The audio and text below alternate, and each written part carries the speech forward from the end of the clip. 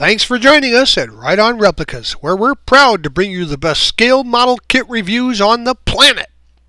This review is brought to you in part by Ryder's Hobby Shops, where the fun begins. Stop in to one of Ryder's 2 convenient Michigan locations where you'll find a full range of the latest hobby products, supplies, parts, tools, and paint. Thanks for joining us at Right On Replicas, where we're proud to bring you the best scale model kit reviews on the planet. This review covers the Speed Racer Mach 5 from Polar Lights. It's a 125 scale model kit number POL 804. Now, Polar Lights offered this kit first as a snap, and now it's released as a glue kit that we review here in 2013 with a detailed engine. It has a skill level of 2, which is intermediate builders, and 70 plus pieces molded in white, chrome, clear, black vinyl tires, some screws, and water slide decals. Now the kit features some nice detailing and includes some optional saw blades, some extension jacks, and an aqua canopy. The dimensions are just about 8 1/4 inches long, 2 1/4 inches wide, and 3 inches high when it's up on the jack stands. Now, the Speed Racer was a Japanese anime series which started out as a 1958 book and then progressed into a TV cartoon series and finally the movie in 2008. But this vintage kit is classic, and Speed Racer will be back, so keep an eye out for him at your local cinema. Here are the contents of the kit. And we could do what some people call an open box review, pick up every piece and show it to you and try and find some words to describe it. But that won't help you build the kit, and that's what we're here for. Now, as you see, the decals are colorful, but you're going to need probably to use some setting solution so that it fits the contours of this model. Know that we'll be using liquid cement for most construction, sometimes super glue for fragile parts, and white glue or crystal clear type glue for some of the glass type plastic. Be sure to follow the manufacturer's suggestions on safety when using any of the products that you see or hear mentioned in the review. You'll see as we go along that some of the parts have a little bit of light flash on them, which comes off easily with a hobby knife, and some heavy sprue tabs, but those are easily trimmed and repaired. Basically, the molds are in pretty good shape.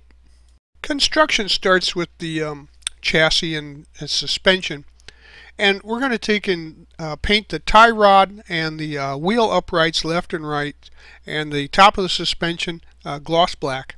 Then chassis is spray painted gloss white, and then the left and right wheel uprights are installed into the chassis, and the tie rod gets snapped, not glued, to both the left and right wheel uprights. Just for clarity, here you can see that the front suspension top piece was left off so that you can see the tie rod and the left and right wheel uprights in position. You find that each of the tire assemblies next have their own assembly numbers, their own part numbers, so it's probably a good idea to just go ahead and assemble each one separately. And they go together pretty good, but prior to that you're going to want to paint those brake calipers red. And then the outer wheel gets snapped to the inner, trapping the tire in between them, and then you just glue the knockoff to the outer wheel. Next we'll install the front suspension top there by snapping that into place, and then both of the front tires are assembled and installed onto the spindles provided by the wheel uprights. Next we can paint the rear axle gloss black, and then it gets snapped into the receivers there on the chassis, and the rear tires get assembled the same way, of course, as we did the fronts. And then we're going to take the rear tires and install them onto the rear axle spindles just like the fronts as well. Now, using some white glue or crystal clear product, we're going to install the left and right headlights onto the chassis, and then the left and right headlight covers can't be installed until later after the upper body is attached to the chassis. So here you have to decide if you want to use the front saw option, and I decided to use those. So the left and right blade arms are painted steel color, and a part of the saw blades gets painted kind of a metallic gray, as you'll see there, and the left and the right blade arms are attached to the chassis. and then the saw blades get snapped onto the blade's arms. Next we can gather up the interior pieces and paint those testers gloss red, and then the homing robot box portion gets painted highlighted in some flat black. Now the right and left door panel, the dashboard, and the instrument panel, they're all painted gloss red, and then the steering column and the steering wheel are painted gloss red with silver highlights, for the metal parts, and the steering shaft is painted metallic gray. Now the homing robot gets painted with some silver color for highlight, and the pedals are painted with flat black. Next we'll grab those interior pieces and we'll glue the pedals to the back of the instrument panel, and then the steering column gets glued to the front of the instrument panel, and the instrument panel is glued onto the interior. And the steering shaft then gets inserted through the interior wall into the instrument panel through the steering column until it's about a 1/4 of an inch sticking out there, and then the wheel gets glued to the end of the shaft. And once that glue is dried there, you can push it down on the steering wheel until it touches the column there. Now the left and right door panels are put into place. They just snap there, and then the dashboard is attached to the instrument panel and the interior, and the homing robot finally gets snapped into the box on the interior too. The front seats are painted gloss red, and then the seat belts get painted semi-gloss black with some silver buckle detail. And the seat belts are then snapped onto the seats, and the handbrake stick shift are snapped into place on the interior. The rear view mirror finally gets attached to the dashboard, and the seat assemblies then can be glued into the interior pan. Now we can grab some of these pieces out of the kit for sub-assembly and painting prior to that. And the rear wheel wells get painted with some gloss black, and the seat headrest it gets painted gloss red. The firewall is red also on the interior side, and black on the engine bay side. And the right engine part and the left engine piece there, the halves, get and the muffler and they get painted mufflers. They get painted aluminum. Now the inspection panel is semi-gloss black, and the turbine is chrome silver. The oxygen tank gets painted a gloss green, and then the prop rod is painted with some metallic gray, and set those aside to dry. After the parts have dried, we can take and put the left and right engine parts together, snapping them onto the rear wheel well panel, and the turbine gets snapped onto the panel there in between both engine parts. Now the oxygen tank is attached to the wheel well in its location in between the left engine part and the turbine, and then the mufflers are snapped onto the rear wheel well panel behind the engine's parts, and then the turbine there, and the inspection panel gets attached to the rear wheel well panel between the mufflers. The seat headrest is glued to the firewall, and then the firewall snapped onto the rear wheel well panel. The prop rod finally gets attached to the left fender. Now, as a cautionary note, what you see here is suggested by the instruction, and the rear wheel panel is on the chassis at this time, but I would wait until later. Don't attach it to the chassis yet, because it's really easier in the final assembly to put the rear wheel panel into the body and then install the chassis.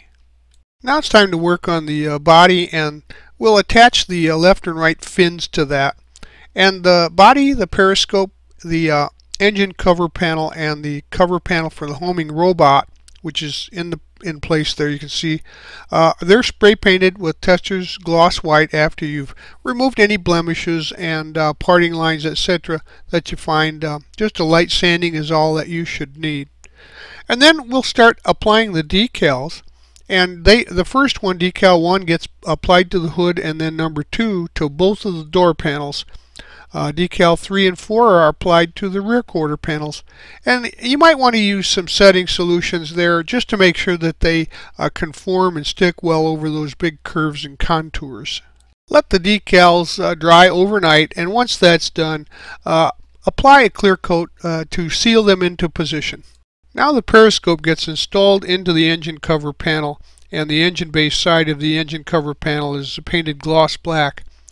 Then the engine cover panel hinge gets painted black and it's glued to the cover panel. And after I did that, I realized that it would be a lot easier to do this in reverse, and that would be to install the engine cover panel into the body first and then glue the hinge on. It just seems to work a lot better and goes together more easily that way. So you might want to reverse that sequence, because I had to take this apart and do it in the opposite direction from the instruction. Now put the engine cover into place and then glue the engine cover panel hinge onto the cover panel and install the rear wheel panel assembly into the body assembly. Then cover the panel for the homing robot and it gets installed into the car body assembly. The chassis is assembled and snapped onto the car body assembly, and then the headlight covers you see with the red arrows there, they get installed. You can glue them in place, and the side mirror is attached to the passenger side of the car body. Now the windshield is glued to the car body assembly with some clear part cement or some white glue, and there's an optional bulletproof underwater canopy that's also available if you choose to use that. There are two screws. You can see the forward one there in this shot, and then that installs the chassis to secure the car body to the chassis. At the rear of the Speed Racer, I just added a little flat black to the exhaust tips there to give it a little more realism. Here's the optional ion jack stands, and those can be painted steel with some gloss white base feet. And of course there was a little molding line there on the base, so you can see that that was indicated by the green line. You can just sand those off with a sandpaper file and then paint those up and get those ready for installation if you choose that option. So go ahead and glue the jack stands into place. Just make sure that they're pretty much vertical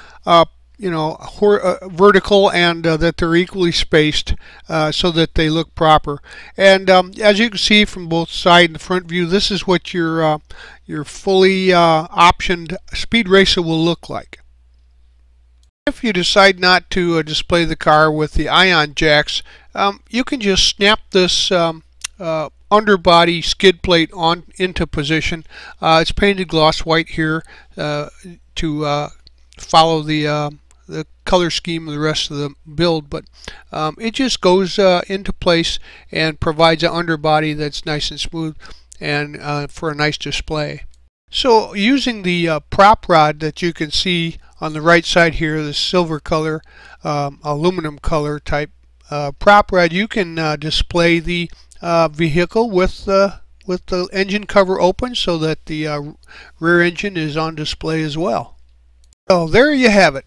This iconic Mach 5 Speed Racer car is available in a glue kit. Now, I have to admit the instructions pretty much were set up for the snap kit version.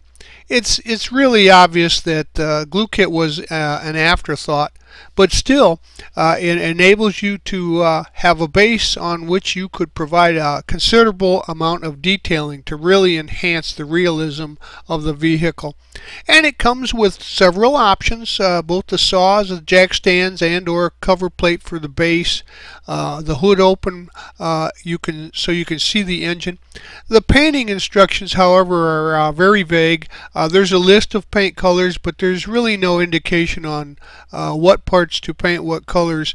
So I did the best that I could here from footage of Speed Racer to provide you with some color choices. The engine, on the other hand, would take quite a bit of work to find out what it was in the cartoon.